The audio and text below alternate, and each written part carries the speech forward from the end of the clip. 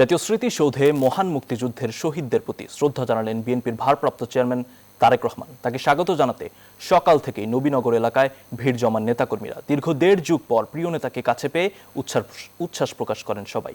রিশাদ হাসানের রিপোর্ট। এই বিশাল জমায়েত বিএনপির ভাইস চেয়ারম্যান তারেক রহমানের জন্য।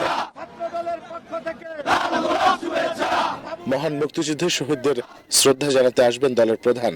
এই খবরে বৈরী আবহাওয়া উপেক্ষা করেও সকাল থেকে জড়ো হন দলের নেতাকর্মীরা।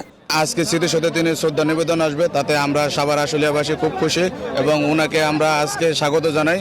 শেখ হাসিনা স্বৈরাচারের আমল থেকে অনেক দূরে ছিল উনি, তা আমাদের মাঝে উদ্বোধন হয়েছে আজকে আমাদের সাভার স্মৃতিসৌধে আসবে। আমার অনেক ভালো লাগতেছে, আমাদের প্রিয় নেতাকে পেয়ে আমরা অনেক খুশি। আর আমরা সাভার আশুলিয়াবাসী সবচেয়ে বেশি খুশি তারেক রহমান বাংলাদেশে আসার পরে, তার পরের দিনই আমাদের সাভার আশুলিয়া মাটিতে আসছে। এটা আমাদের আনন্দের শেষ নেই, আমরা অনেক উচ্ছ্বাসিত।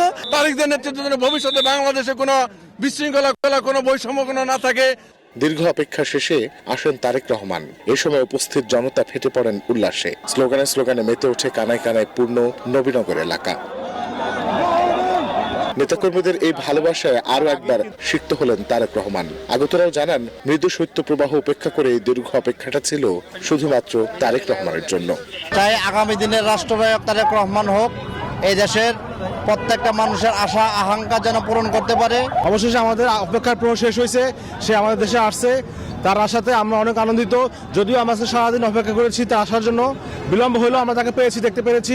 আমাদের মনোবাসনা পূর্ণ হয়েছে। খুশির দিন, আমাদের নেতা আমাদের সামনে আসছে 17 বছর পর। এটা আমাদের জীবনের জন্য সবচেয়ে বড় এবং খুশির দিন। নির্বাসিত জীবন শেষে এই ফেরায় যতটা সিক্ত হলেন তারেক রহমান, হয়তো ঠিক ততটাই নিয়ে আসলেন শান্তির বার্তা।